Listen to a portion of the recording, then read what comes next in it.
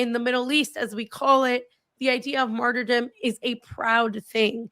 The idea of dying for something greater than yourself, for an ideology, they are willing to do it because they know it's the right thing to do. And that mindset is diametrically opposed to the mindset of just pragmatism and practicality and survival.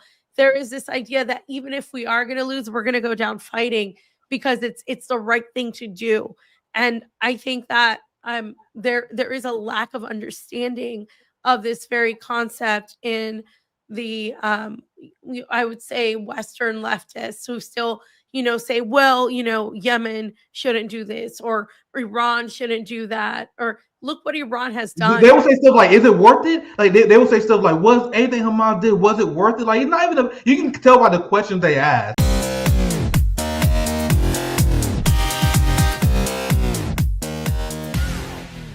And now the people call for a regime. We'll get back on the Republicans here. You have the entirety. And I was watching it because someone has to report to you guys. Bro, Fox News and CNN was a mental asylum. It still is. The propaganda, especially the day of attacks, it was like the Mossad gave a phone call. Dana Bash was forced to do the anchoring. They had to have the reliable assets. You had Dana Bash, Anderson Cooper, all the reliable assets live right now, and there's no deviation from the talking points. Like, believe it or not, sometimes they will allow like some sort of deviation just to give the illusion. You know what I mean? I'm not giving too much credit. I'm not giving a lot of credit, but you know how sometimes there'll be a little bit of questioning of Israel here and there. No, fam. CNN and Fox News was straight up Mossad News Network.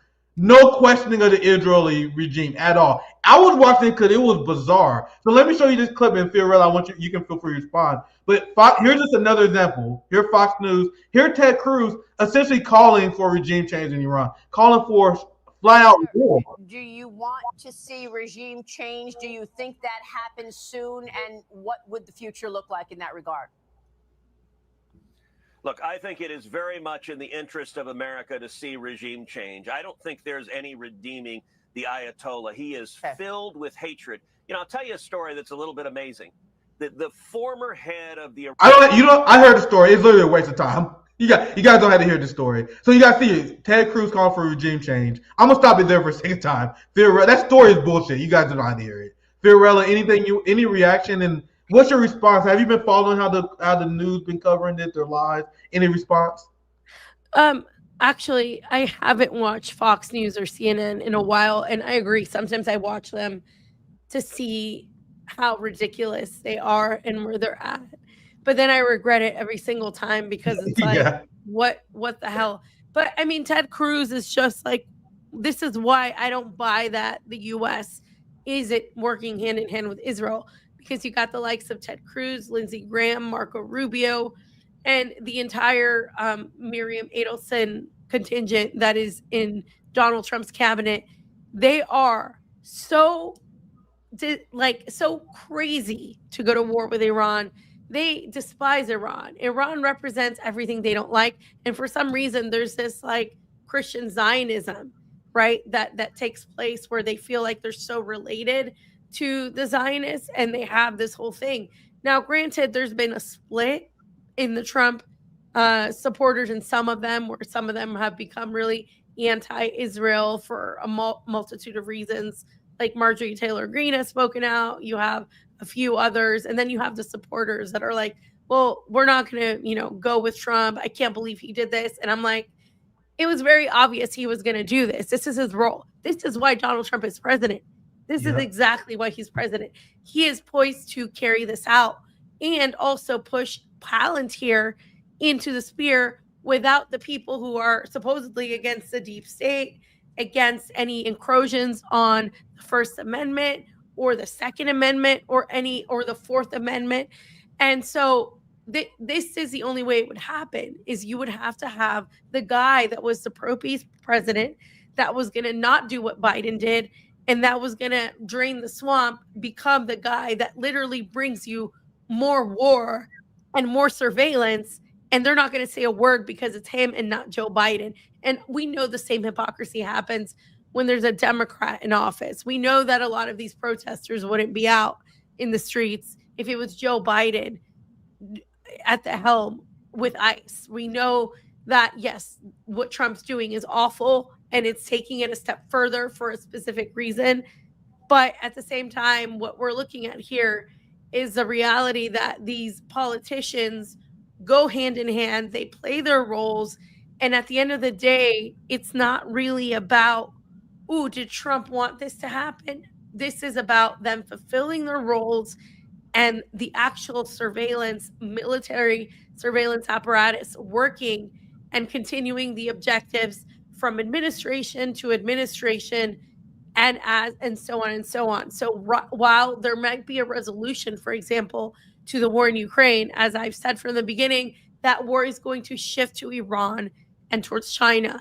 And that's what we're seeing right now, because that's what the Republicans are here to do. Come a Democrat, will swing back over to Russia and Eurasia and whatever the case may be. But that's, people need to stop thinking about it as like Trump's war, Biden's war. Yeah, obviously Trump is the face. But what I'm saying is this was going to happen.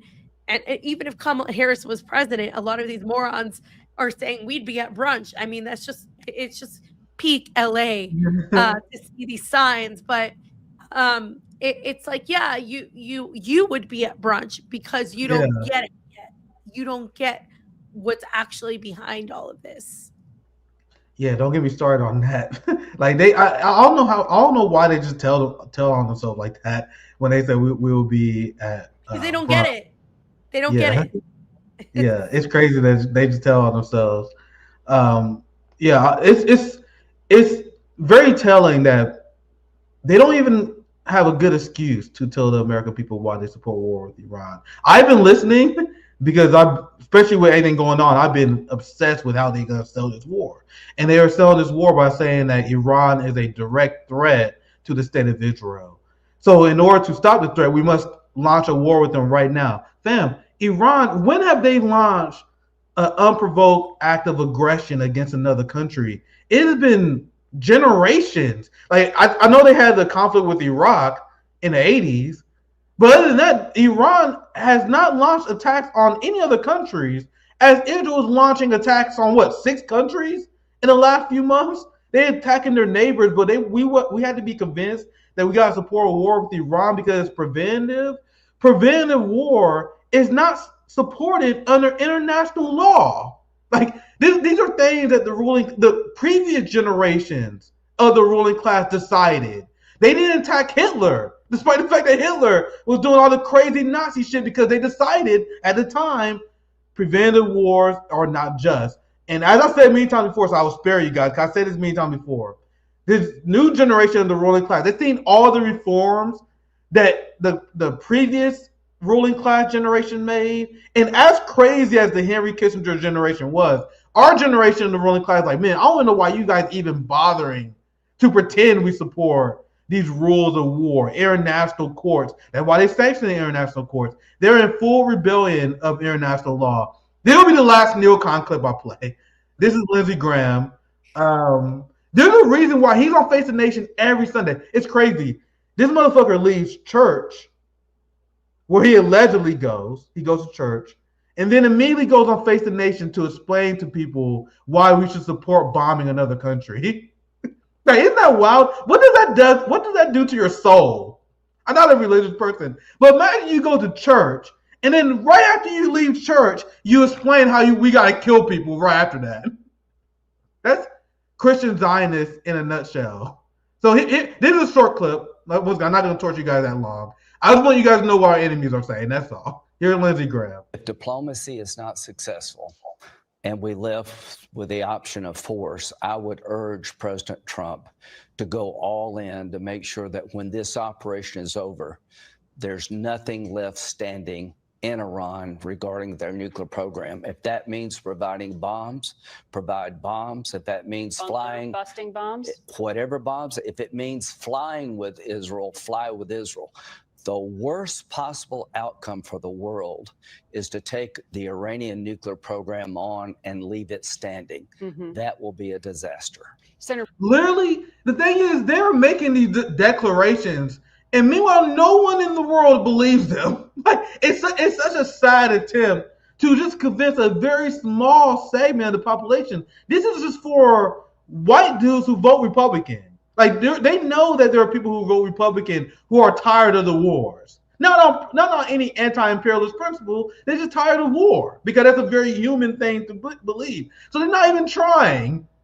So the people who are bombing hospitals, burning children alive, starting wars, sanctioning 1/3 of the war population, the world has to be worried about their enemies getting bombed. Fiorella, please how does this make any sense? Any response? I just think it's interesting because when you look at the U.S. like youth, right? You look at people still like under 20 or under 25, they don't watch this stuff. And that's why you see so many of them being like, I think, leaning liberal, because they're not getting their news from there. You'll see the pockets getting their news from like, conservative TikTok and so on, but it's really not that many. And it's interesting to see people like Lindsey Graham, like he may sound like a powerful guy, like he has a lot of support, but his way of thinking is finished. Really, it's on the outs. And the majority of people don't feel like that. Even people who support Trump or even people who support, the right wing, they don't want this. As you said, they don't want more war. They're like, we need to be America first, actually, not Israel first. So even on that, they're losing the PR game. They're losing the battle. And the problem is on the other side, we have, for example, people protesting the person, Trump, or protesting something without the economic backing. When you talked about the feminist aspect, the problem with that is it's just very superficial. There's no equity in it. There's no economics in it. There's no class in it. And in the US, we have two things going on. We had the No Kings protests, right? And then we had protests against the US involvement in Israel's war on Iran, which I would say it's not even a war. It's an attempt to annihilate Iran based on their protection of Palestine and Gaza and their retaliation. Very justified. I mean, the entire world, let's be real, has been cheering for Iran. I have friends who aren't even political that are like, wow, this is so great. Go Iran. Because everybody has seen what Israel has done and they can't hide that anymore. So it's almost like pathetic watching people like Lindsey Graham and others just get on mainstream media because they can, because they own it, and just start spewing a bunch of things that people don't agree with because everybody else is cheering for Iran. Everybody wants Iran to finish Israel. A lot of people do. Realistically, by that I mean they want Iran to save Gaza. They want Iran to prevent Israel from continuing their onslaught. They want Iran to prevent Israel from continuing to attack their neighbors every other day, whether it was Syria before, now Lebanon, right before they attacked Israel, Gaza also in the days during the time that Iran has attacked Israel, the people in Gaza and the people in Palestine haven't been bombed. And that's the reality. And so this is why people are cheering for it. And it's not just political people like us.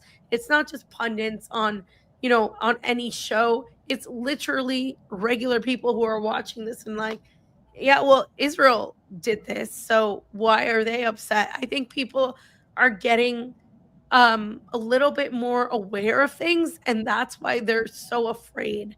And that's why they want to manufacture consent for war. And that's why people like you and I, who are millennials, who actually saw a bit of the war in Iraq, we can kind of recognize it. But people who are younger, I think it's our job to like explain to them, because my sister was born in 2003. So she doesn't remember the war in Iraq at all. But she can still understand that Palestine is what's happening there is a genocide. What Israel's doing is wrong, and that generation is continuing to fight. So I think these people are on the outs and they're just desperate, to be honest. Yeah, and saw someone talking about this. I think it's a very poignant point. Think about what the Zionists what they took from us. Think about what the Zionists reduced us to cheering for. Like, think about what Zionists have done to humanity. Because the idea of me cheering bomb dropping on a city just 10 years ago was that incomprehensible. Like, I would never care about that kind of stuff. Meanwhile, I saw the footage of the bombs falling from Tehran. Meanwhile, like, yeah, nigga, get their ass. Meanwhile, everyone on the timeline, bro, it was a party. It was a party. You have a ton of people who they start off in politics being anti-war. I'm anti-war. I hate the idea of people dying in war. Meanwhile, there's nothing that made me happier than seeing Tel Aviv bombed. But yeah, I'm sorry, I have to interrupt you there. Like, I agree with you. I've always been anti-war. I am not anti-resistance. I am not the ability of the oppressed to fight back. There is such a thing as armed resistance that people in the West, a lot of the shit libs, a lot of the neoliberals, or the lefties that are always saying, "Oh, all wars are bad." Some libertarians too. They're like, "Oh no, we're against all wars." There's a difference between being an anti-imperialist and being a pacifist. Absolutely. Pacifism will lead us to get killed, will lead the oppressed people to their death. You have to fight back. It is your right. The law is on your side. International law is on your side. The reality, the moral good is on your side. When you are being oppressed and you have no choice but to fight back, that is what you do. And you are very well in your right to do that. And if you don't do that, you will be eliminated and you will die. And what people need to understand is that in West Asia, in the Middle East, as we call it, the idea of martyrdom is a proud thing. The idea of dying for something greater than yourself, for an ideology, they are willing to do it because they know it's the right thing to do. And that mindset is diametrically opposed to the mindset of just pragmatism and practicality and survival. There is this idea that even if we are going to lose, we're going to go down fighting because it's the right thing to do. And I think that there is a lack of understanding of this very concept in the I would say Western leftists who still say, well, Yemen shouldn't do this, or Iran shouldn't do that, or look what Iran has done. They will say stuff like, is it worth it? Like they will say stuff like, was anything Hamas did, was it worth it? Like, it's not even you can tell by the questions they ask. Like, that's such a great point, Fiorella. Was it worth it? Is it even worth it? Like, you can tell the difference in mentality. Like, I couldn't possibly say it better myself, Fiorella. Couldn't possibly say it better. Yeah, sorry, you was cooking. You was cooking there.